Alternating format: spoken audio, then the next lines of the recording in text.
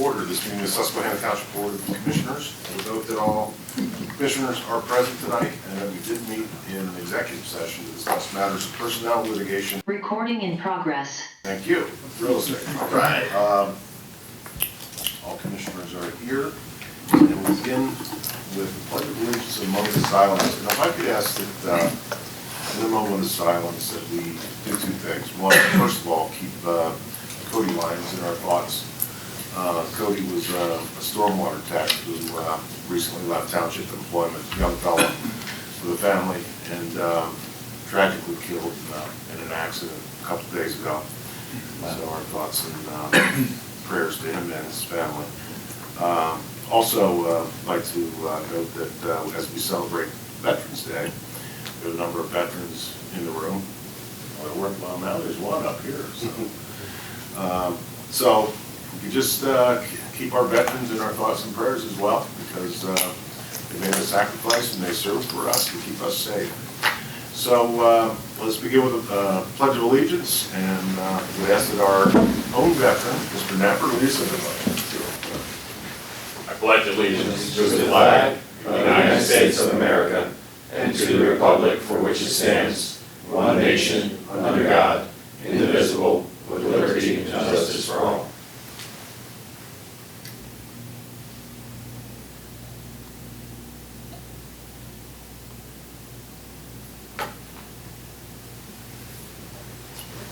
Okay, thank you. Welcome, everybody. First off, before we get into the program, I'd just like to give a tip of the hat and a little shout out to Ward 8 Commissioner, who's probably going to be his last meeting, or is going to be his last meeting, because he has a higher calling now. And we'll get into his status later on in the meeting, but I did want to congratulate you, Justin, on your victory. Thank you. You're awesome. Thank you, Mr. President. Going to petitions, complaints, suggestions from citizens. I see Mr. Bob Kramick is listed. Yes. Oh, it's my turn. I can't hear you, to be honest with you. Yeah, I'll come up front because, is it working? Can you hear me? Yes, sir. Yes, sir, we can hear you. Because I want to address the board and Counselor Direct. I want to thank you for allowing me this time to speak during and stating my case during this meeting. I want to apologize for two reasons. Number one, I don't feel well. Number two, I wrote notes because I don't feel well. I'm angry, I'm upset, I'm dumbfounded, I'm annoyed, and I feel like I've been bounced around all over the place. I think you want me to go away. That's the feeling I get. I was told I did everything I was supposed to do. I notified the township manager of my problem. He told me to come to the sewer authority meeting. I did. They talked among themselves. They said, well, because of regulations, we're going to dismiss your case. You need to go to the township. Well, let me tell you about the regulations. Regulations state that if you want to install a lateral sewer line, you must have a proper inspection. You must follow all the rules, and then a permit is issued. Then the plumber can connect the lateral line. I didn't have any of those things. There might have been an inspection where he showed up, but it wasn't done correctly. There was no stones in the line whatsoever. That's a requirement. I apologize, I got my back. Then a permit can only be issued if the inspection is properly done. They issued a permit. It wasn't done correctly. That was your inspector's job, the one you hired. And I'm sorry, I'm upset. Your counsel said, I'll get to that. I go to the township meeting, I state my case, and all I was told was, well, that's just a formality, that's to get on the agenda. So then I come to the next meeting. And then I was told, and apologize, thank you. First person that apologized to me for what I went through. I'm not a rich man. I'm a disabled veteran, and thank you for your saying welcome to veterans. I had to watch my wife get down on her hands and knees, gagging, cleaning up sewage, raw sewage on all of our bathroom floors. Would your wife do that? I couldn't afford it. I had to sit there and watch her do that. We had to live in a house for a week and a half until they replaced the ductwork because the sewage got into the ductwork. And every time the air conditioner came on, our house smelled of a sewer. I had to stay there because I couldn't afford to go anywhere else. Could you have done that? Watch your wife have to live in those circumstances? But then I was told, after last meeting, follow up with the township manager, he'll advise you. And I was advised. Your council said you were not responsible. You had nothing to do with this. Even though your inspector inspected my property and issued a permit. But no, you're not responsible, are you? Well, my attorney and myself, and I think every one of you, agree that you do have some responsibility, except him. Maybe he did his job wrong too, because he didn't tell you one thing. That could have saved the township tons of money. Fire the inspector, you don't need them.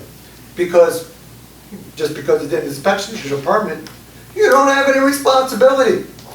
So why do you have them? Save a ton of money for the township. Get rid of them. I'm sorry. I'm not a happy camper. And normally I'm a very nice gentleman, but I don't feel well. I know why he says you're not responsible. Because he doesn't want me to win. And you know why? Because it'll set a precedent. And we have 11 other homeowners, just my development, that were inspected by that same inspector. And if the same thing happens, if you award me anything, you're going to have to do it for them. That's why he wants me to go away. But I'm not going away. I will carry this out until the judge says, fine. I can't afford one, but I'm going to get an attorney. I've already talked to a couple. They will fund me, but then I'm going to sue for court costs, punitive damage, and everything else I can. So if you want to listen to your counsel, do that. But everyone sitting here and everybody in this room knows what I went through. I was wrong, and I was wrong by your employee. And if you don't think you have any responsibility, we'll let the judge decide that.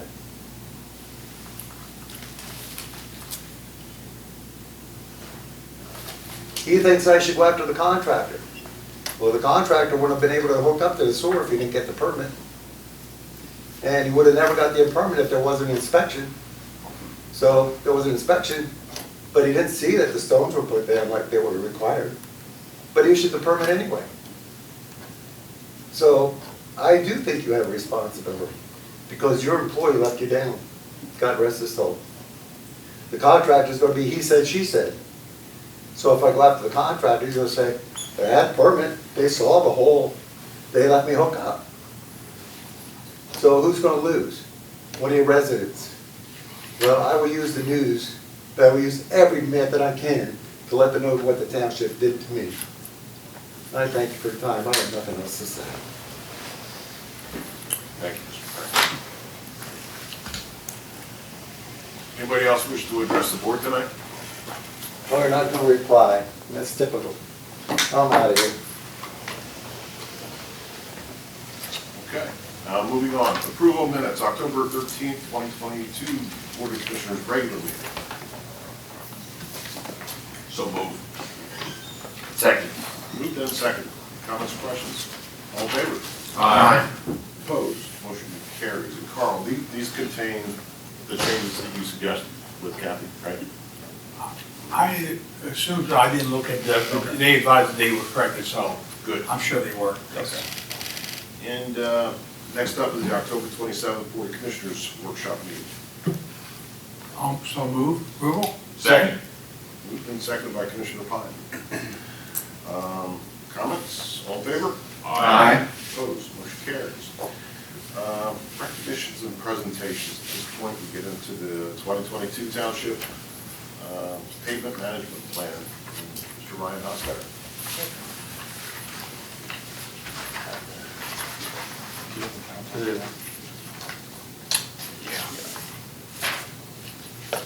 Good evening, everybody. Thanks for having me tonight. A lot of familiar faces here tonight. There are a few new ones. For those who don't know me, I'm Ryan Hostetter. I manage our transportation services out of our Harrisburg office. I do have to admit that I am not the architect or the engineer on the roadway management plan that we're talking about this evening. That was Raj Mula. He couldn't be here this evening. But we have a pretty nice presentation, pretty brief, go over some of the bigger points and answer any questions that you may have. I believe David has provided you with a copy of the full pavement management plan for your review prior to this.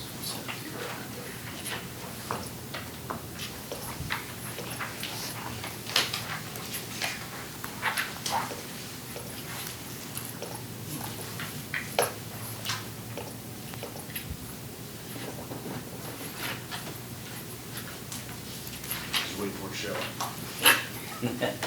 The electronic post office is a little delayed. There it is. Go to D. You got mail.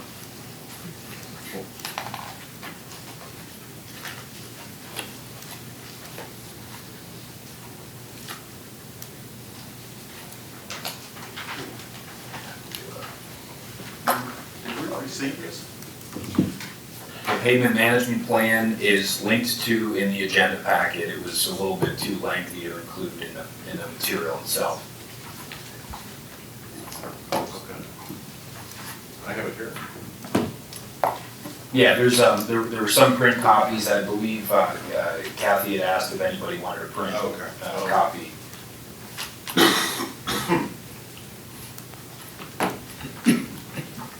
I think we're good. Yep. Yep. So, yeah, if you want to click through to the next slide. Okay. So really just, what is a pavement management plan? Really the big thing to know is that this is a tool. This is a tool for the township. It's a living document. It's not set in stone. It's a tool that we will use to analyze the roadway network. It's down to us. Yeah, down. Okay. It's a tool.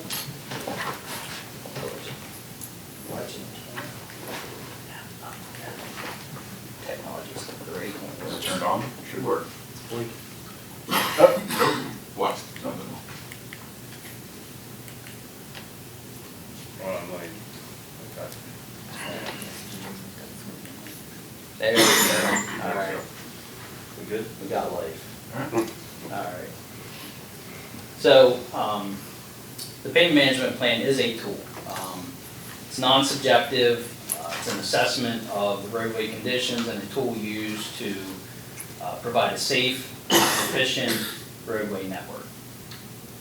Steps to developing a typical pavement management plan is that we inventory, we assess the existing pavement network. That's, I don't know if you saw the truck that was out here that did the scan of the roadways, pretty high-tech scanning device, picks up all the distresses in the roadways, collects that, pulls it into a database and analyzes the data. We pull all that together through a computer program to develop a work plan that meets the township's funding need and or desired condition assessment.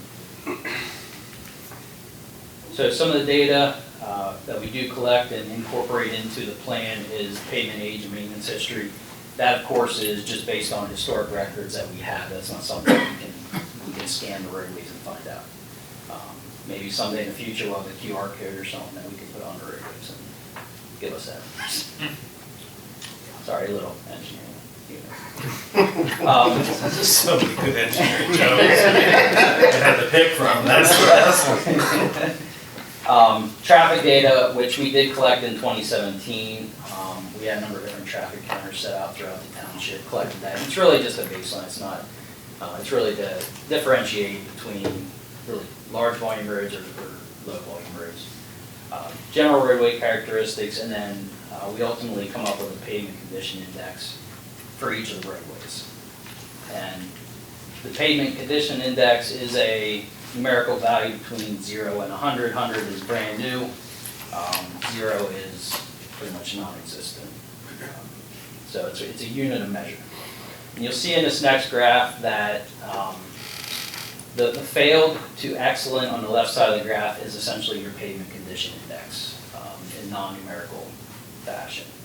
0 at the bottom, 100 at the top, and your years from left to right, this is an example from 0 to 20 years, essentially. You'll notice that pavement does not degrade linearly. It degrades pretty rapidly off the start, and then you can see it kind of gets down to that fair to good. This doesn't work on the screen. Yeah. The fair to good area, and kind of plateaus, for 10 to 15 years to where you hit a critical PCI, which is right around the 60 mark. So this is where you can see while you're on that plateau, you want to do a lot of maintenance. Cheaper maintenance work, prolong the life of the pavement.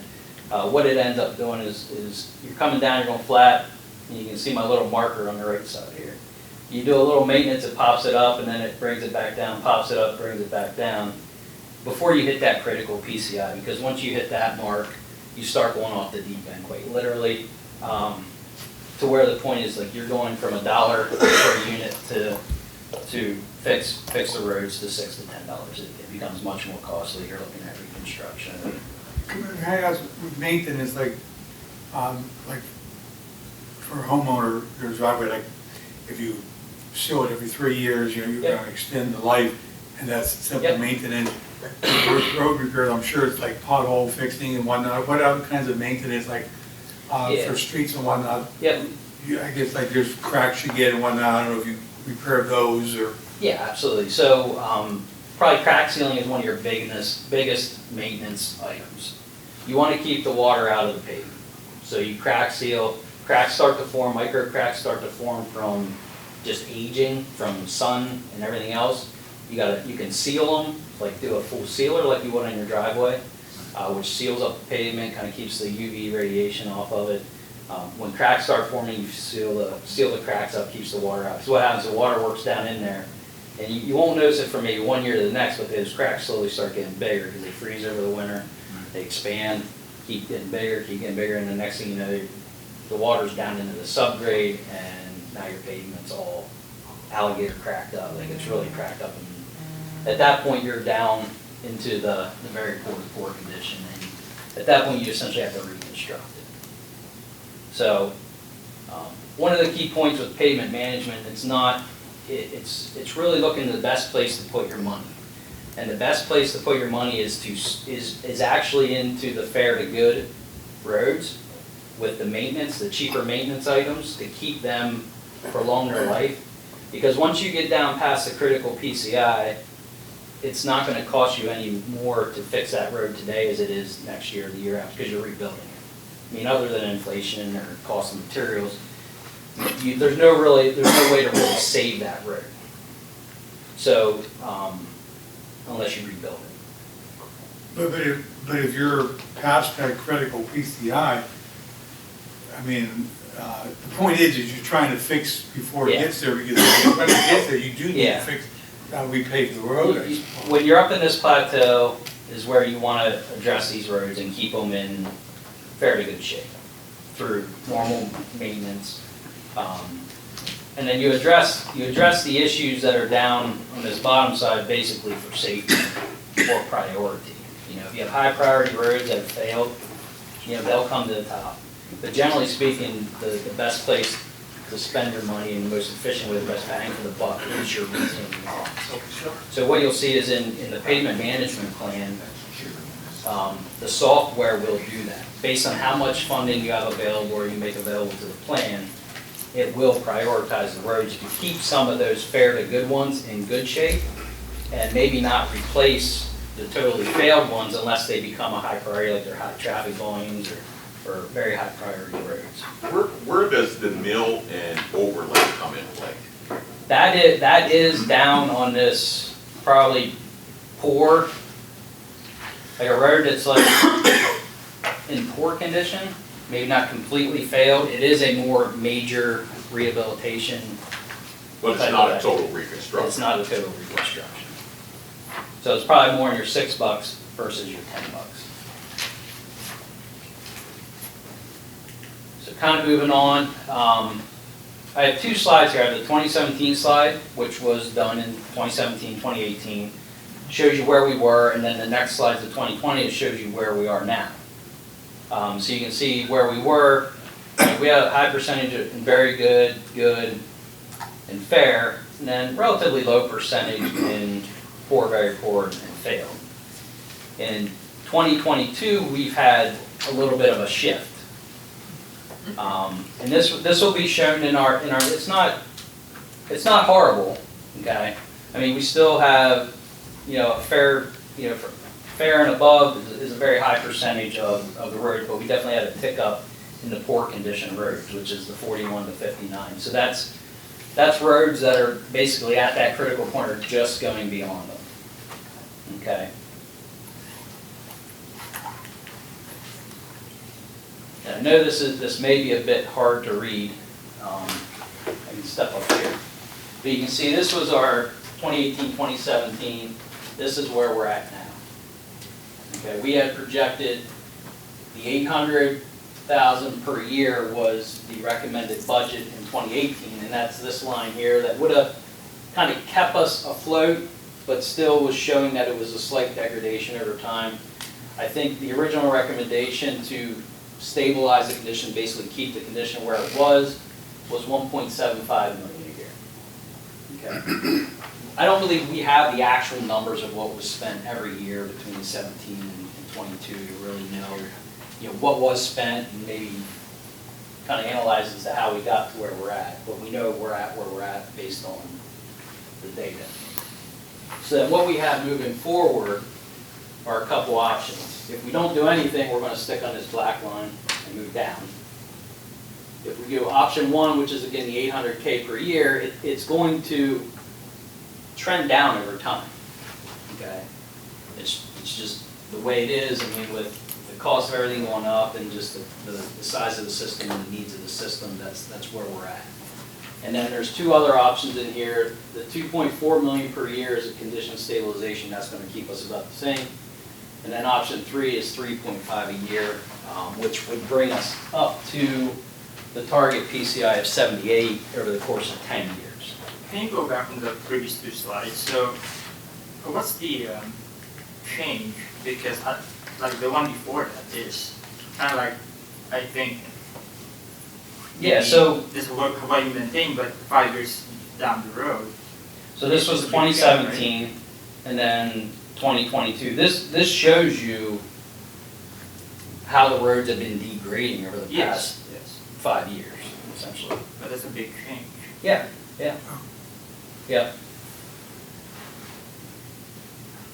Well, if it's 5 years and it's not spending enough for maintenance, so that is the years of heading up. Yeah, and these are non-subjective. I mean, this is a laser scanning machine that picks up basically every crack or crevice in the roads, and this is the output from it. So this is not us saying that looks like a 2 millimeter crack this year and it was a 1 millimeter crack last year. This is a machine that can read down to the tenths of a millimeter, and it literally highlights every crack in the road. And it looks like most of what we lost, basically, can you back it up a little bit? Most of what we lost went into that fair. That's the big jump from. Yeah, you can see. So the very good, the very good, and the good, basically, it all degraded down to fair. Which is expected. It's expected that the very good to good, you can see on this, like the very good, which is excellent to good, does drop off pretty quickly. Yeah. So they're going to drop down into fair to good, within that 5-year period, just naturally, and that's okay, because they're easily maintained at that point with some crack sealing or some slurry sealing. Is there a way of doing one slide, making 217 the existing, and then making 2017, and then making this one proposed, and make them as one slide? Instead of going back and forth, back and forth, you know what I mean? I can't do that right now. No, not right now, I'm saying in the future. Yeah, we could. Yes, we actually did try to show these side by side Right. because we thought that would be good. Yeah. It just didn't work out with the format. I think there's probably a way we could do it. Do an overlay or something. Yeah. Oh, yeah, make one gray and the other one. We were thinking like a pie graphs, and then Right. Raj was working on that before he had to take off. So what you're essentially saying is that for us to move the roads that are in those last three categories requires a fairly major investment in the area, maybe 10 per unit. Yeah, I think, well, our recommendation, so, moving forward, well, I think we have budgeted 800Ks in the budget, maybe for 2023, and I think that's a good start, but, let's make that happen, let's make it real, and then consider, what can be done in 24, 25, 26, like, obviously, you can't just go and spend $3.5 million a year, that's understandable, like, but just keep it in mind of the importance of this asset and what we're really managing here, and see what you can do. But with the 800,000, it's still going to decline. Yes. Oh, yeah. Yeah. We're talking about With this the amount, next it's year. kind of more steady, like, is a million, so to keep it like the same quality, obviously, Yeah, it's gonna so be different roads all the the time. 2.4, yeah, 2.4 is what it's saying. Stabilized, and then a $3.5 million investment is that blue line that'll actually improve the system. Yeah, back up to where, and if you could go back to the previous slide, following up what Tom said, he said about the last three categories, frankly, the two on the far left are like probably beyond Yeah. maintenance. Yeah, It's more the middle ones and whatnot that Yeah. you're looking to do, to get them up. Right. Because the ones that, Yeah. 10% or so probably are in the Yeah. repavement. These two are gonna cost you the same repair today is essentially what they will 5 years from now, because you're rebuilding. These have roads within this that you can still probably catch and maintain and bring them up into one of these categories and prolong the life of them. These definitely you can, and these are probably in good shape that they don't need addressed at this point. So yeah, you're focusing on this big increase here, from 10% to 25% of your roads. Yeah, that's where I would expect that the plan does focus on. And what is the steps of the plan? HRG makes the recommendations as to what roads should be done, and then what, you guys put it out to a bid? Yeah, so, well, we put a work plan together that's based on the data that we attained, priorities based on traffic and some other factors in the plan. The next step is to take that output and then kind of overlay it with different things that the township may have going on. Like if you guys are doing stormwater improvements in one section of the road, or there's a development coming in, or there's utility work being done that's gonna require resources, or then it's kind of really see what makes sense, and then develop the projects based on that, and then go out to bid probably in the spring with projects. If you have a sealing project or some sort of maintenance type project, and you want to put that, or if you want to do it internally, put those projects together and then make them happen in the summer. And what is the year span that you guys are doing? 5-year span? I think we put together a 23 work plan, so a more detailed 23 work plan, and then what happens is that after we see what's done in 23, it's a relatively quick process to input that data into the database, and then work on the 24 work plan. So based on what's actually done in 23, we will develop a 24 work plan. So I want to go back to what you said earlier. So obviously, it's best to do something so you kind of maintain them so they don't degrade, right? So what will we actually do with the last two? Do we just replace them, or when the last? You're talking like the four roads. Well, I'm gonna say, there's several in our Yeah. budget that are targeted for replacement because they're so poor, so that's why I would assume we were talking about is replacement of those roads. You can't really maintain them, Yeah. you can't dispatch them. So the work plan will identify potholes, like if there's potholes, which they consider like a safety concern, that will show up in the work plan. So we want to get out there and we want to fix potholes, things like that are safety issues. It's patchwork, so it's not money well spent, but it's for safety, so it is money well spent. It's not going to last forever. It's not, long-term fix. And then as funding becomes available, or as you know, maybe there's projects, utility work in some of those, you know, then we rebuild those roads as part of those projects. They're probably not gonna rise to, you know, to the level of money best spent on until we have the 25% of poor condition roads in the 41 to 59 kind of brought back up and maintained to extend their life. And then when we enacted the stormwater fee, part of it was, part of the intention was to maintain our infrastructure as well, to help reduce sediment and, you know, pollution into the Passing Creek watershed. So that is a fundamental piece of it as well. It's just, you know, we don't have quite this capital on hand. I mean, years ago when we discussed this, my idea was bond issue. And that way we had capital to you know, to keep us on that plane. Because it's, you know, we're not finding $3.5 million a year to improve it on an annual basis within our budget unless we get some help, so. Yeah, so I mean, you know, one of the biggest benefits of this plan is that it tells you the facts. Like now you know, you know, whether you can meet that or do anything with that or however you want to decide to use it, you can, but you know the facts. So. And then of course, so I think we hit on this, the annual, you know, where are we doing 23? We'll update the database and reflect that in 24, and then I do want to commend you redoing this scan. It was a great first step, and we recommend it every 5 years. I think it gives you a very good perspective as to kind of where the road systems come to and where we're going with it. So. Thanks for that. Does anybody have any other questions? Last one, how are you coordinating this with the other utilities and the state? You know, for the state roads and the other utilities, how do you know what projects they're doing as well? So, yeah, this is all township roads. Right. And as far as utilities, I think it would be, once we get a project developed, we would coordinate with them and say, hey, if you guys have any plans to replace any utilities within this road in the next 5-10 years, let's get it done. And that's what the state typically does with their roads. If they're gonna overlay a road or reconstruct a road, it's like, if you're gonna do any work in this next 5, or you're repaving it all whenever you come in and do something. Yeah. That coordination actually has begun.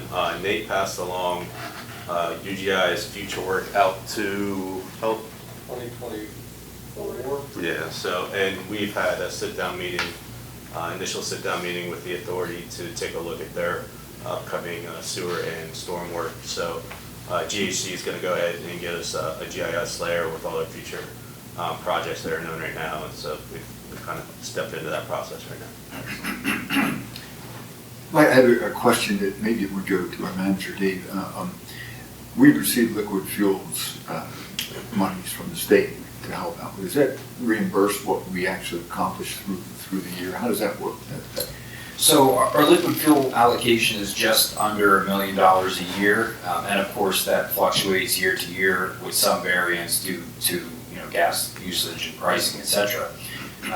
It is a significant amount of money, and we can certainly turn it into road projects. There are other usages for that fund. We buy a lot of salt with that. We buy aggregate and other materials that we use for in-house maintenance and repair of our road network. So that does kind of chip away a little bit at that approximately $800,000. But in the budget, what I'd like to do as part of this kind of continual investment and pavement management plan would be to kind of split the burden between the liquid fuels fund and a transportation improvement fund that's kind of subsidized by general fund transfers or other means, bond issues, assessments, etc. And then that would provide kind of a two-pronged approach to fund these road improvements in the future. Thanks. Anybody else? I have one, if I may. Sure. We had a couple of roads, I believe Commissioner Hisser identified a few that didn't get captured for whatever reason as assessment. We're able to identify those. Could we kind of hit them on kind of one-offs and do maybe a manual condition assessment of some of those streets? Yeah. And Yeah, we can work absolutely. those into the program. Yep. Those streets are fine. He was not amused. All right, well, thank you for that. Thank you. Thanks for having me. Do we need a motion to accept the report? Mr. Provoca?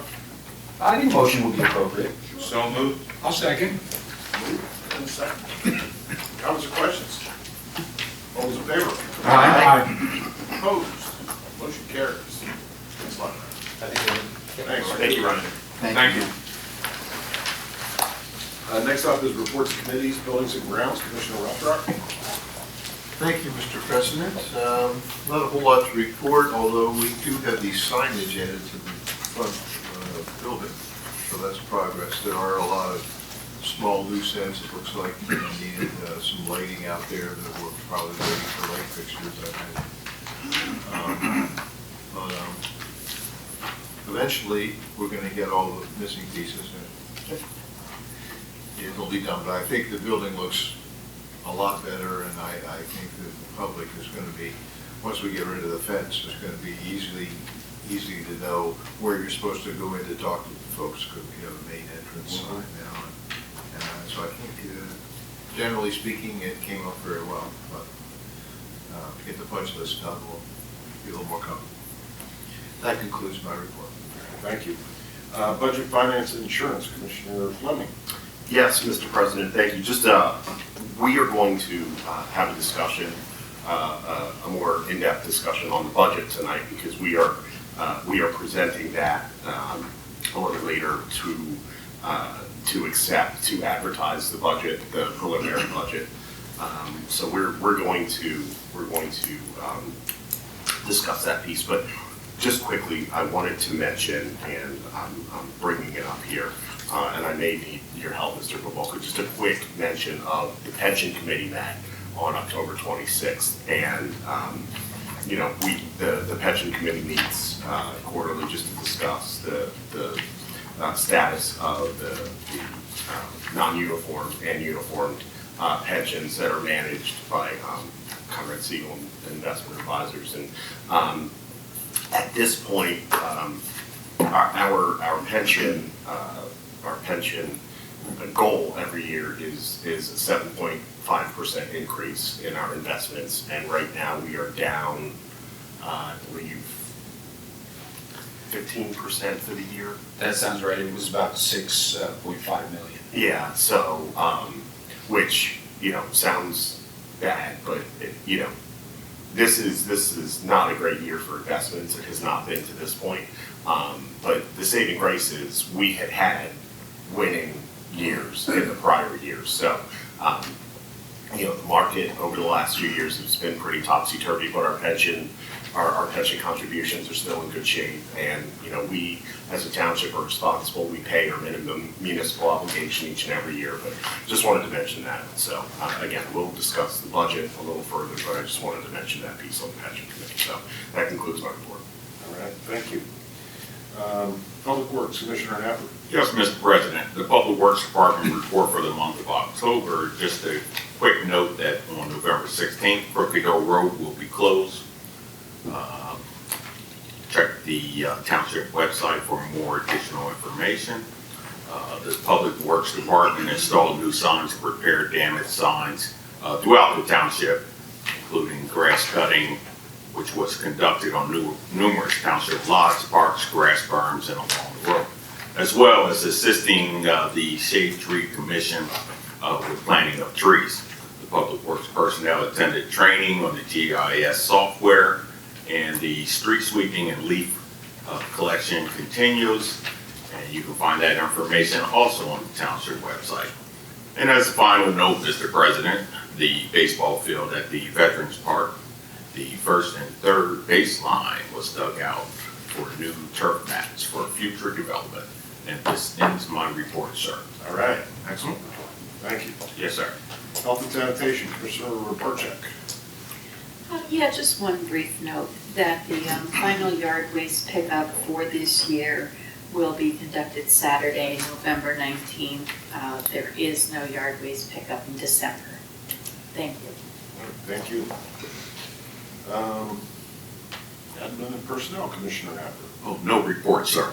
Thank you. Police, Commissioner Engel. No report. Thank you. Fire and EMS, Commissioner Isserle.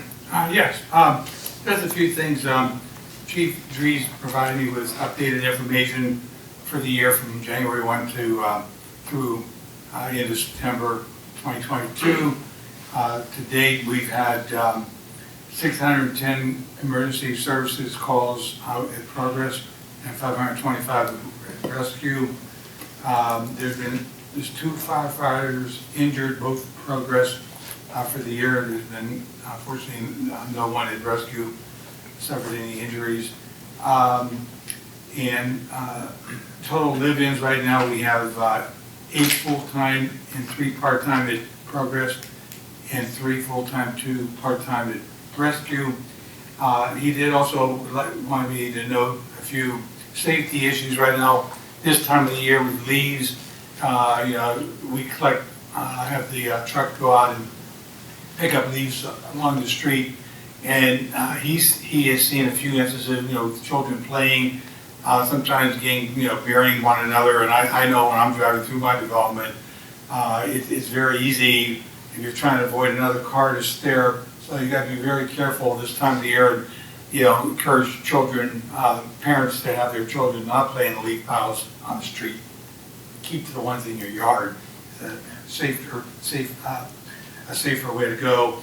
Also, this is the time of the year to unhook the garden hoses, replace your batteries in your smoke detectors, and I think there's one other one. By keeping your doors and garages and shed doors closed and locked, because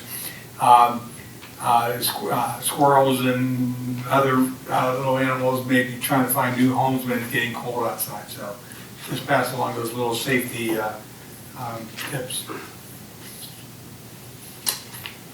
Thank you, report. Yes. Thank you, sir. Recreation, Commissioner Polona. And no report, Mr. President. All right. Planning and Zoning, Commissioner Rothrock. Thank you, Mr. President. The Planning Commission meeting scheduled for October 24th was canceled. The zoning hearing board meeting was held on November the 2nd. There was one item on the agenda, which was the Tommy's Car Wash at 3523 Union Deposit Road. They were requesting a variance on signage to erect a sign that was somewhat larger than the permitted sign area, and also to do 4 smaller wall signs where 1 is permitted. Those variances were approved. And that concludes my report. All right. Do you know when that car wash is going to open? I drove by it the other day, and the building's at least framed up. It's a pretty interesting looking building. One of those big tube-like things. Yeah, so you drive through a tube to get your car washed. It's really pretty interesting architecture there. So it's moved right along. Good to hear. We have no bids and agreements, it appears. No ordinances, resolutions, etc. So reports, Mr. Probolka, Township Manager. Yes, thank you, Mr. President. My report's in your packet. There's 2 items just to briefly note. The first item in my report is an update on the Capital Regional Water intermunicipal agreement that's been negotiated with the Susquehanna Township Authority and the other partners to that agreement. It's an incomplete, I'm just noticing this item. The outstanding items to be resolved by the group include the following. Capital assessments and how those costs are allocated, particularly with respect to the pay-go program the Capital Regional Water has in place. The process for allocating administrative overhead and expenses associated with that. And then, of course, most importantly, the development of the revised agreement. So each of those 3 sort of subsets of issues that remain outstanding have a myriad of sub-issues beneath them. So there's a lot of work yet to be done. I believe the rate consultant that was engaged by the authority is uncovering more and more issues that we hope to resolve. So it's kind of lengthened that engagement by a little bit, but they are making progress, and Bill Weaver with Lower Paxton Township has been largely taking the initiative on that project on behalf of the municipal partners in order to get a new agreement in place. And then secondly, just to note, the township staff attended a hearing with the Dauphin County Gaming Board just Monday of this week to talk about our requests for the local share funding program. Township submitted a request to fund the fire study and begin design of a new Progress Fire Station, Crown Point Park play equipment replacement, and a small storage building for the Public Works Department. I think the hearing went really well, and we look forward to a response from the gaming board regarding the success of that grant application. That concludes my report. I can answer any questions you might have. Any questions of the manager? All right, thank you. Public Safety Police, Chief, do you have anything? No, sir. Thank you. Public Works, Nate, anything back there?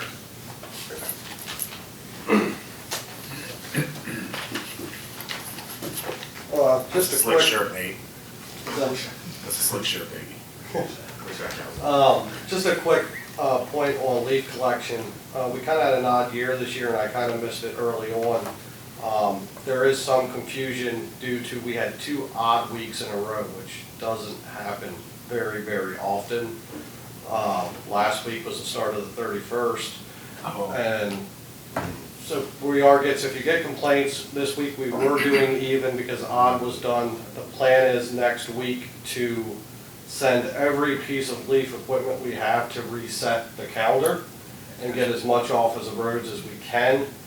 It's not a promise that we will get every leaf on every street due to the sheer volume. We're at the busiest time, but the plan is to try to do a master reset and get back on schedule. And also, advising people with their patients, 3/4 of the public works staff are brand new. So there may or may not be some misses here and there. Just let us know, and we'll address them as they come. There's some streets, there's a lot of HOAs and stuff.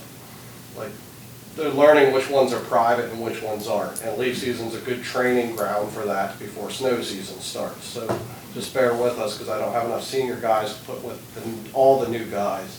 So if something gets missed, just make us aware and we will address it. Thank you. Just a question for you. Actually, I sent Dave a picture of my leaf collection in front of my house. But anyways, one of the residents suggested to me that we do have twice a month yard waste collection. If it can be moved, like October and November instead of earlier, or like I forgot the months where we have to do yard waste anyway. Is that our concern? It's usually twice in the spring and twice in the fall, where they double up and give us 2 yard waste.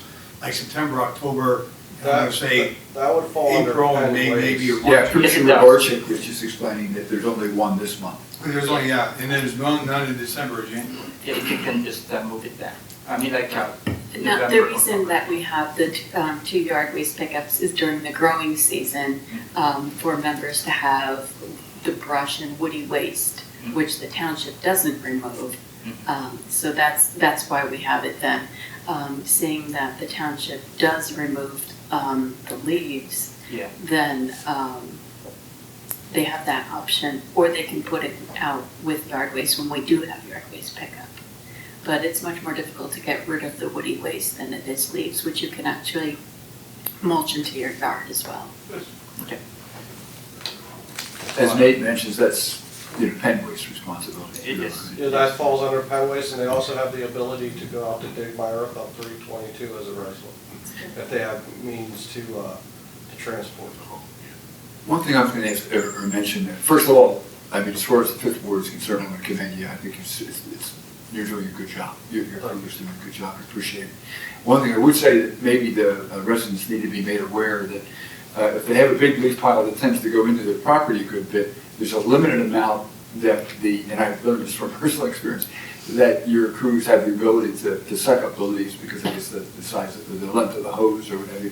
Correct, and as an educational thing for next year, I think I'm going to add for the newsletter and stuff, like a width limit of the leaves, because I'm noticing on some of these streets, they go 15 feet into the lane of travel as well, causing us to have to go around the block twice to be able to get the entire pile. So for us to work more efficiently, we'll have to do some education on proper leaf pile etiquette.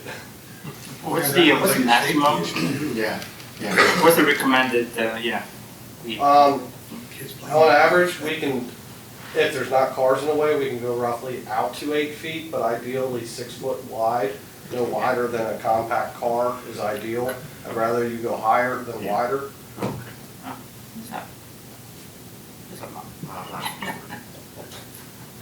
Thank you. Okay. All right, thanks, Dave. I think.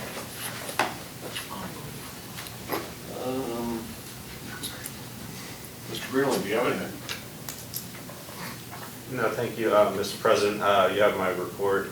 Two things that I will add is the Boyd Park redesign is underway, and the Maple Shade stormwater repair in Mountaindale is, we're preparing solicitation documents to receive quotes from contractors to engage that work. And I wanted to say thank you for those meetings. The 32A basin. That's GHD. Yeah, right. Oh, that's, yeah. That's sewer authority. It's the same thing. My bad. Keep it coming. I was attending one of those as a resident. Yeah. You Think about. Oh, it was not you? Mr. Law Bureau, you got it. It's difficult to follow up on the engineer. So I have no report. Thank you. School Board, Commissioner Pond. No report, Mr. President. Authority, Mr. Napper. No report, sir. Shade Tree. Mr. President, just want to report that the Shade Tree Commission, with the helpful assistance of the Public Works Department, planted 24 trees in October, and 22 of those were planted, street side, and 2 were planted in parks. And the chairman of the Shade Tree Commission wanted to express special thanks to the Public Works Department for the great job they did this year with that project. And I want to thank Bill Allen, the chairman, for the great job he and Shade Tree have been doing in that regard as well. Thank you, Mr. President. Great. Anything on communications front? No, Mr. President. Moving on to new business, consent agenda number 1, and there are 5 items there. Statement of bills paid, all these are in your packets.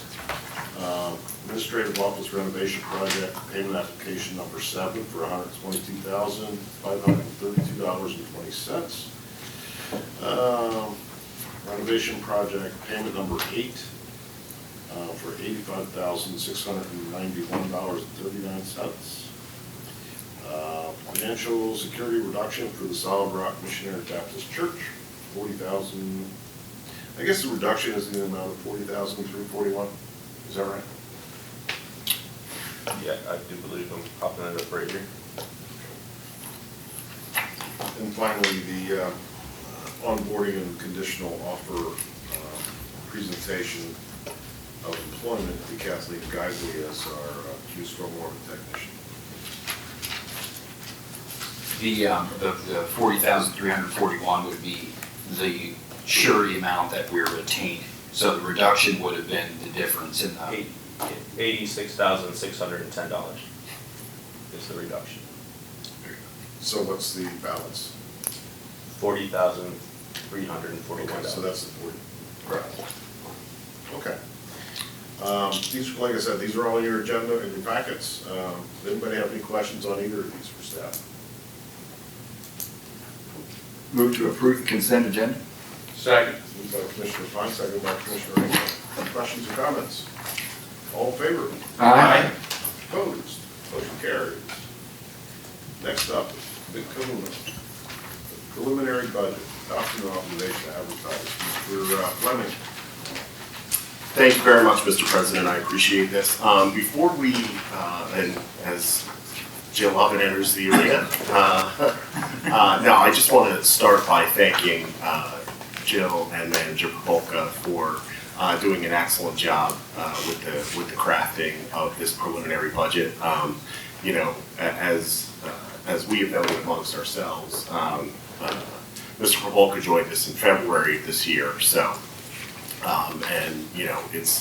It's not the easiest to come into a new situation and get your arms around what the fiscal matters are, and there's history and trying to figure it all out. But I want to commend both of them and the department heads for doing an excellent job of providing the data that they needed to put this preliminary budget together. I just want to note a few things about this budget. This budget assumes no tax increases for 2023. There are fee increases accounted for to keep up with market conditions. Our tax revenues remain steady, and we are monitoring any potential changes going forward in, or conditions that would result in changes to things like real estate taxes, wage taxes, and things like that. Our pension costs, I mentioned our pension earlier, and just for the record, I wanted to correct that. So we are, it's actually, the performance of the combined portfolio is down 20% this year. But we are up over 5 years and 3 years and things like that. But so we're down about 20%. But that minimum municipal obligation that I referenced earlier, we continue to pay more money and a higher share of our township budget to that. Now, the Commonwealth can't help with those costs, and I believe should help municipalities with those costs. So, hopefully we can see something like that in the future to relieve some of the pressure on municipalities for pension costs. And then we do have ARPA funds, that some ARPA funds that we have used, but we do have another tranche on hand, and so those are going to help offset some of our expenses for allowable uses under the American Rescue Plan Act. So I just wanted to set the table there, and with that, I'll turn it over to Mr. Popolka and Ms. Lovett. Okay. Thank you, Commissioner Fleming. I appreciate that introduction. I think it was very comprehensive. I have a few slides I'll just run through fairly quickly here. So with your agenda this evening is the preliminary operating budget or annual budget. I can turn it on. There's a couple of highlights that I want to point out in it. It is an ambitious budget. There are a number of significant projects that once this cooperates, I'll be able to talk about in greater detail. Can you just go to the next slide? Thank you. All right. We have a number of master plans for some of our municipal parks and a bike pedestrian plan that are currently underway and will continue into 2023. The completion of a fire study, which is the subject of a Dauphin County local share grant, to begin to identify what some of the issues that we anticipate facing in the coming years with regard to our volunteer fire service in the township. There is funding to bring on a rental housing inspector to begin to develop a rental housing program. The intent would be to hire this person, and that individual would be able to start to implement a strategy to inspect and permit and some of our rental housing in the township so that we could start to address some of the property maintenance issues that are beginning to emerge. As we talked about in some length earlier this evening, there's a significant investment in the pavement and upkeep of our township road networks, $1 million to be precise, $200,000 coming from the Transportation Improvement Fund, and the other $800,000 proposed to come from the liquid fuels fund using revenue and fund balance that we've accrued in that particular fund. Construction of a storage facility for our Public Works Department, again subject of a Dauphin County local share grant, and the township would augment that cost with general fund revenue. The implementation of a new accounting software, the current system that we're using is not supported or is not going to be supported, and so we have to start to begin to think about a replacement of that software package. The replacement of some of our aging capital equipment, including 2 public works trucks and a street sweeper. Renovation of the police department to modernize it and begin to accommodate the need for additional space.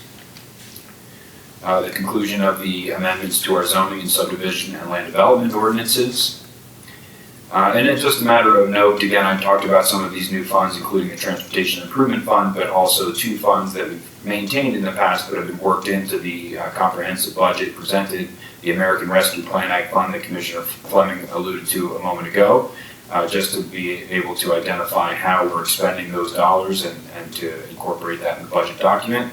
And the Developers Recreation Fund, which has always been maintained as a township fund, but has now been, again, sort of presented under the umbrella of the overall budget.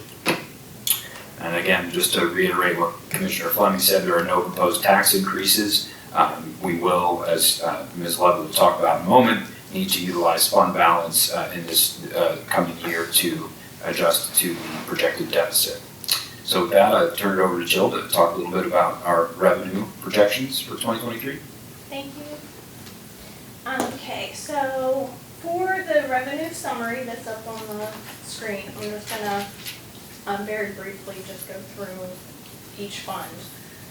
For the general fund, the 2023 budget is slightly lower than what was projected for 2022, and that was mainly because of the ARPA funds that we had received in 2022 that we will not have for 2023. And again, there was no millage increase in any of these funds, as both Commissioner Fleming and Manager Polka had mentioned. For the street light fund, that is basically the revenue that is brought in from the special purpose tax that is paid out. We end up paying all of that out for the street light electricity, so that has remained unchanged. So for the fire fund, let's see here. That again, we've projected out for 2023 the same, very similar revenues as 2022.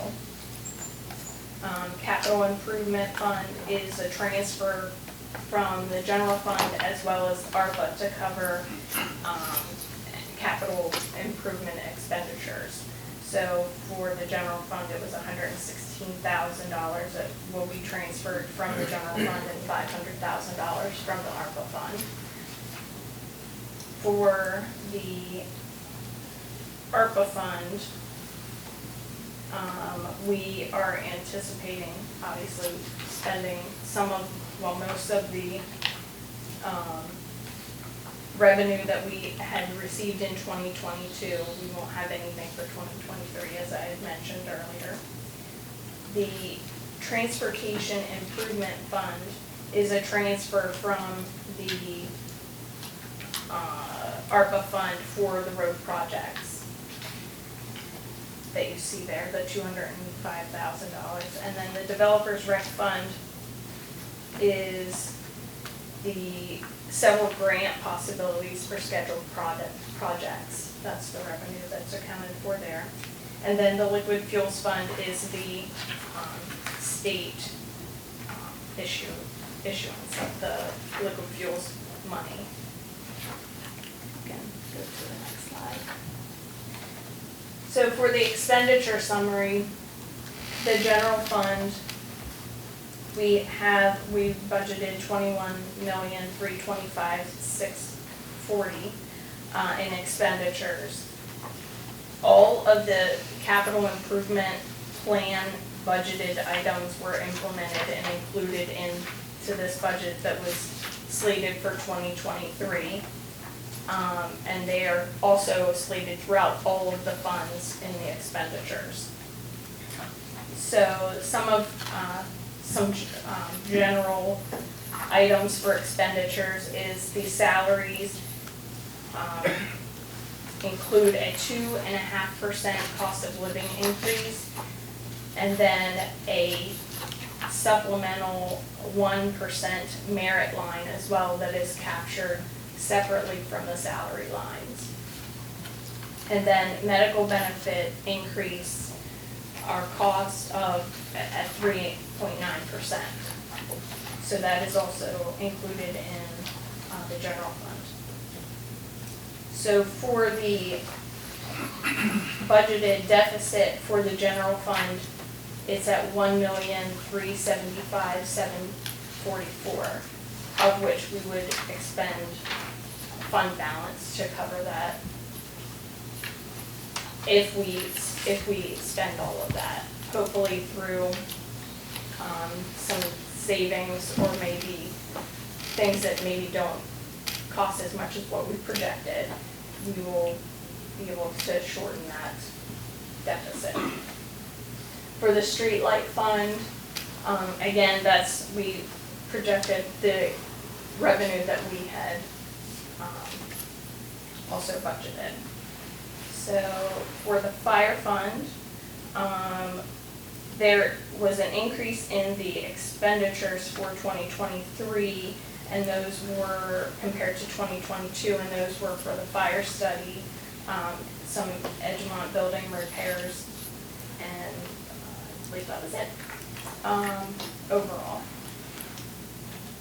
For the capital improvement fund, let's see here. So on the capital improvement fund, again, that was the additional transfers from the general fund to cover our capital improvement expenditures, and they were accounting software, technology upgrades for admin and police, vehicles for the police department, public works equipment, and the public works building repair.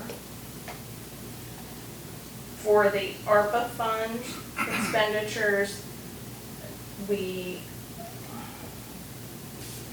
those expenditures are mainly the remaining building reno costs, public works equipment, capital improvement funding, which would be the transfers to capital improvements, and then the road project transfers for the TIF.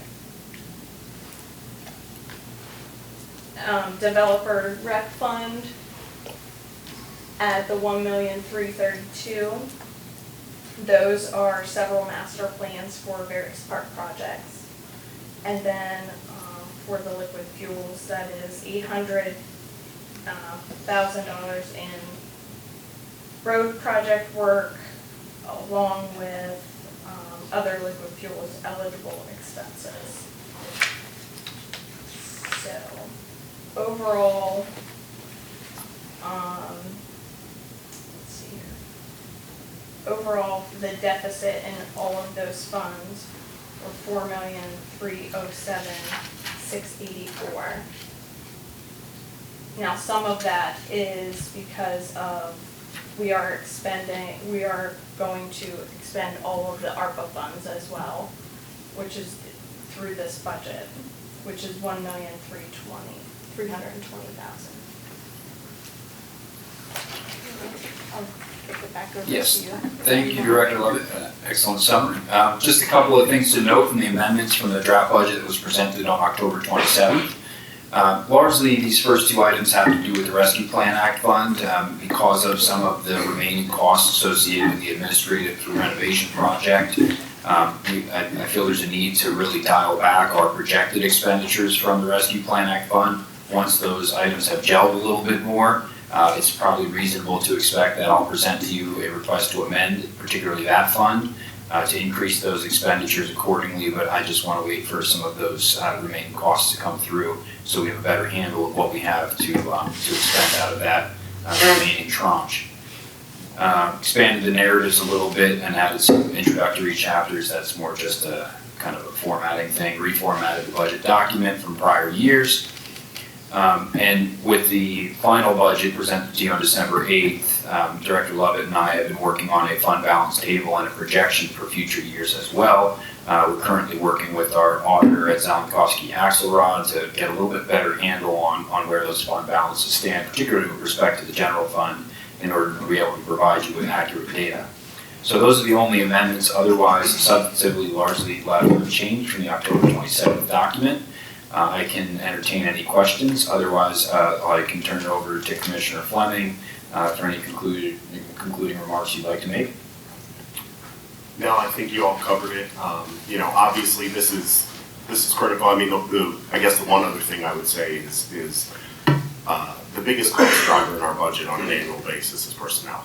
It's the people that we employ to do the work of the business of the township. So to provide our public safety from a police perspective, to pick up our leaves, to plow our snow, to do our stormwater planning, our development planning, like that is, so there is not much wiggle room. A lot of our costs are certain costs and they're already spoken for. So, when we talk about budgeting, it's really just a few percent, maybe 12 to 15%, that we have some wiggle room to make, real policy decisions. And as we heard earlier, we've got to invest in our roadways. That's an asset. We've got to make sure that we fund recreation and things like that are benefits to the township, so and our residents. So excellent job by you both again. And Mr. President, with your permission, I'll make a motion that the Board of Commissioners adopt the 2023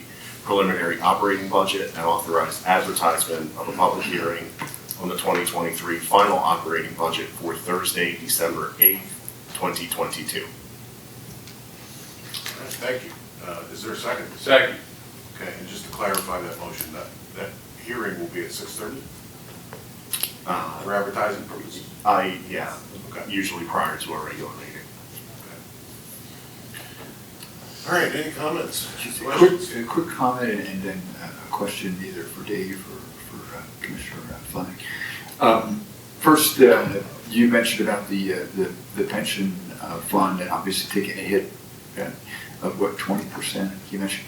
As bad as that sounds, that's actually better than what the market, in general is doing. I think it's about 24 or worse, so it's bad news, but it could be worse. In addition to that, a question related, you had the information about ARPA up there. Now, we're obviously limited about what we can use ARPA for, but we're also limited in how quickly we can use it, or how soon we must use it, I should say. Can you talk a little bit about that, like when it has to be used?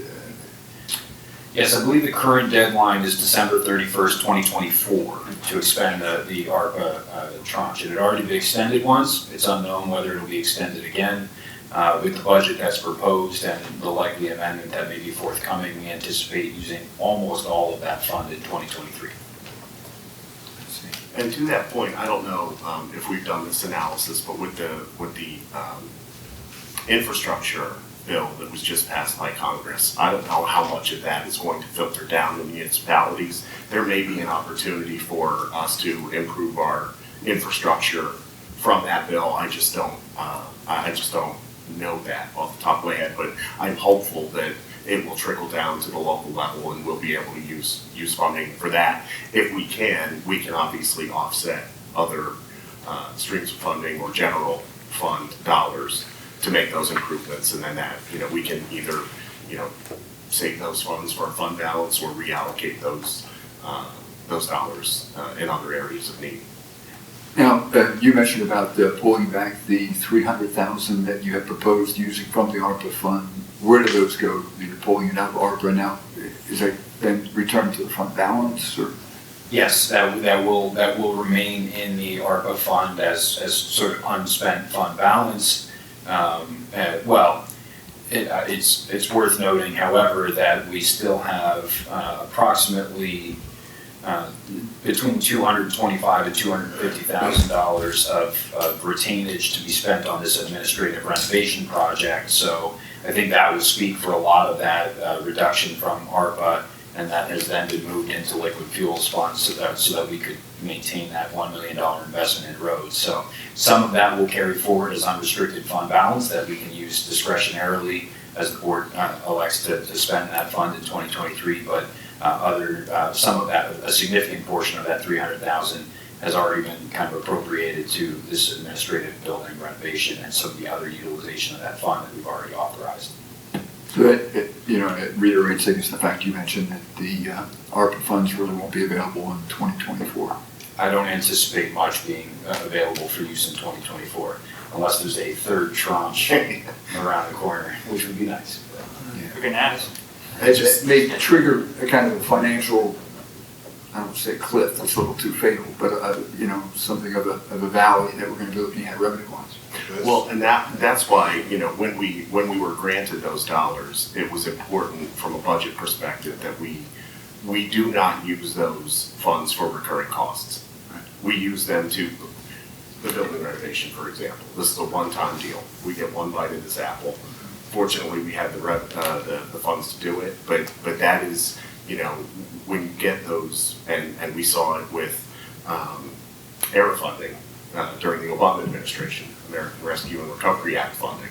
The state got that funding and used it for educational purposes, and, you know, it left a hole. And so we were really cognizant of that and using those funds for one-time purposes where we don't need to rely on that revenue year over year over year. And I think we did a good job of doing that. The other thing I'd like to mention on the pension point is, while it's down, yes, we are still beating the market. And also, hopefully next year in 2023, we can rebound, because our pension gain or loss is going to help in 2023, is going to help set our minimum municipal obligation. And so if we can rebound, our minimum municipal obligation will be reduced, and, you know, we're not spending as much money keeping up with that. So hopefully in 2023, fingers crossed, we can rebound, because that rate is always set at the December 31st of the odd year.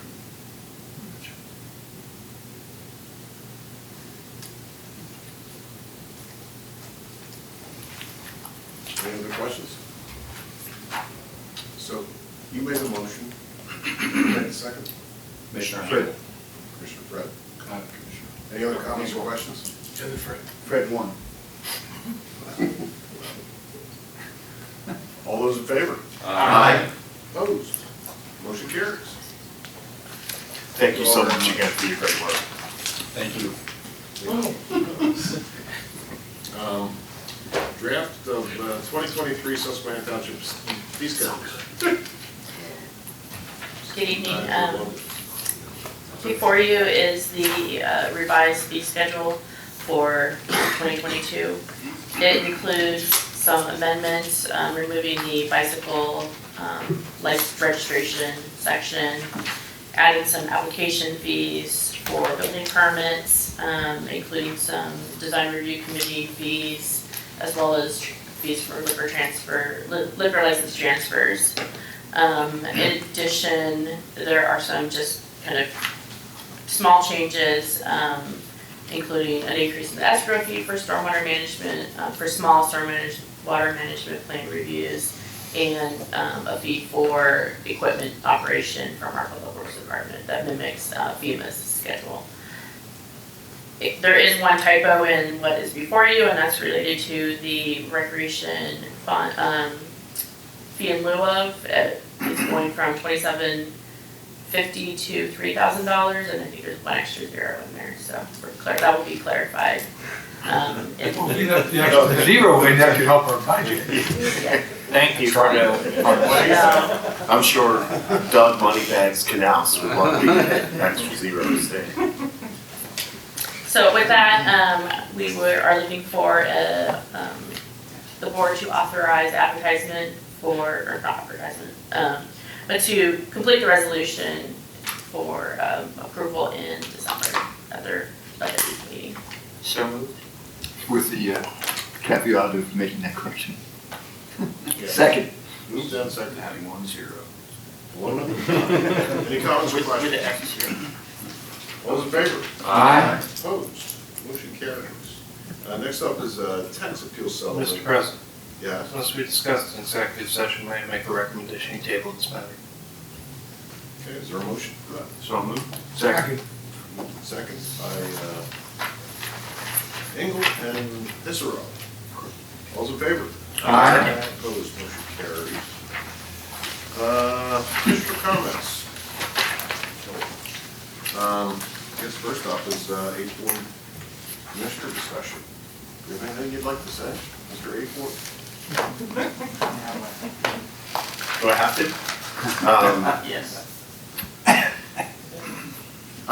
Thank you, Mr. President. I do want to say at the outset that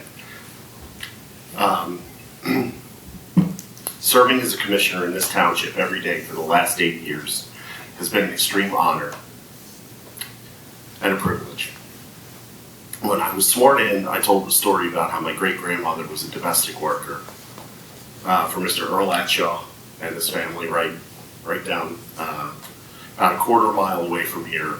And if you've seen the movie The Help, that's basically what she did. She went there, she cooked, she cleaned for the family. You know, my dad told me a story. They had boys around my father and my uncle's age. She'd bring home clothes, hand-me-down clothes that belonged to the Latcha boys, and help clothe my dad and my uncle. And just a few generations later, her great-grandson is serving in a capacity that I doubt she thought was possible. That story reminds me that in America we should always be making progress, or progress in our case. Rescue me. And so it's with an abundance of humility and optimism that I announce my resignation from the Susquehanna Township Board of Commissioners, effective November 30th, 2022. Given Tuesday's election, I'm progressing and looking forward to my new role as state representative for the 105th Legislative District. My call to serve isn't ending, and in a lot of ways it's a new beginning. I'm proud of the work we've done together, pardon me, in continually making progress in our township, for making our community safer with new ordinances for traffic controls, ensuring sidewalks are installed throughout the township to connect neighborhoods and improve safety, approving significant land development projects, supporting our police, fire and EMS, investing in infrastructure and recreation, the list goes on. And I'd add responsible budgeting to that list as well. But I think one of our most enduring achievements is the partnership we've rebuilt with our school district. When I was first elected, our community was fractured due to decisions made by a prior superintendent. But for the past 5 years, we've enjoyed steady leadership from Dr. Tamara Willis and her administrative team. We share borders and a tax base, so it's a win for the entire community when we work together. I'd like to thank each and every one of you individually, the members that I've served with in a prior capacity, Commissioner Schubert, Commissioner Johnson, Commissioner Sanderson. I have learned something from each and every one of you. You have made me a better commissioner, a better person, a better leader, and in closing, I just want to thank the voters of Susquehanna Ward 8 for entrusting me to help them and make proper decisions on their behalf. I'll miss working with you all, as I said, my fellow board members, as well as the township staff, again, past and present. Thank you all for helping a poor kid from Edgemont fulfill his dream to serve others. I really appreciate everything.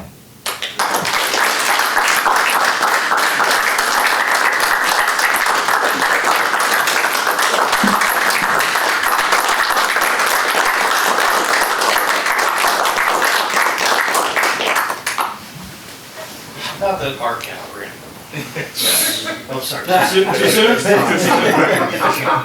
There is time. I can't believe I got through that. Thank you all. You know, it was to age myself a little bit when Justin was sworn in. Justin played baseball with my son. And in between innings, Justin didn't play too much because it wasn't that good. So in between times. Tough but fair. Tough but fair. I taught Justin how to throw a knuckleball. And when you were first sworn in, I signed a knuckleball, or a baseball to you. I still have it. I should have brought it. Because now we're gonna need you to throw some hard balls on our down in the state capitol. So anyway, it's been a pleasure working with you. Wish you all the luck. Thank you. Thank you. Mr. President, since we're under Commissioner comments, if you don't mind, as a member of the loyal opposition, I want to offer my congratulations on the election. And, just thanks for your service and assurance of my, in addition to my best wishes, my prayers for your success and the best of your family as well. Thank you. Thank you. Thank you, Commissioner.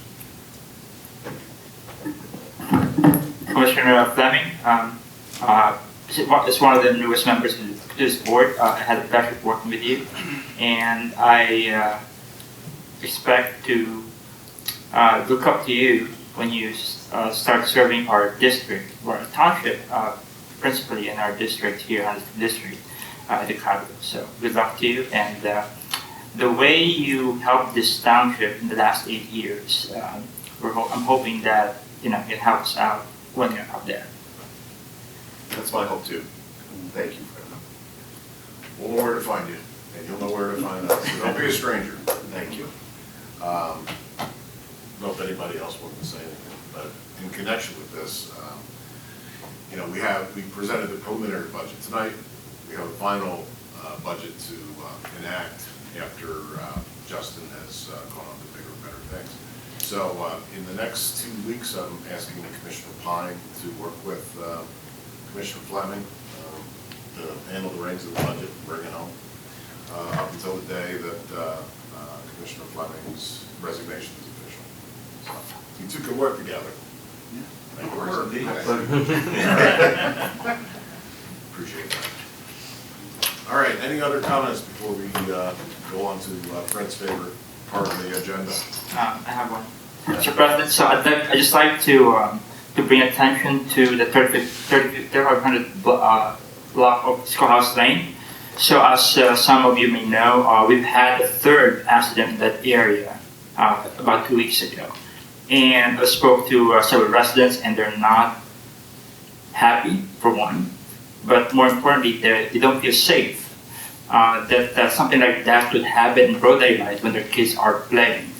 Particularly one of the residents whose house was struck on the 22nd by a car being chased by Lower Passing police, apparently. They're now contemplating on putting a big rock boulder in front of their house. And one of the neighbors told me that, okay, so where would that be? How about my property? So this brings to fore the increasingly, and I don't know what it is, but at least this year, it's the third time that they've had to deal with something like this. So this last one, and I consulted with the Chief Martin and Mr. Provoca on this. This last one is not really our fault in a way. It's just it was a chase, but at the end of the day, I think it's important that we do something, whatever that is, to make our residents feel safe. So I just want to put that on the record, and let's work on that. Thank you. Thank you. Any other comments before Fred? Veterans Day? Motion to adjourn. We did Veterans Day. There's the time. What was that, a motion? Motion to adjourn. Really? Yeah. Nobody second. I don't hear a second. I don't want to go. Justin, you're staying. We're waiting for you, Justin. Your last chance. Second. All right. Moved and second. Any comments? All in favor? Aye. Opposed? We are out of here. Thank you, everybody.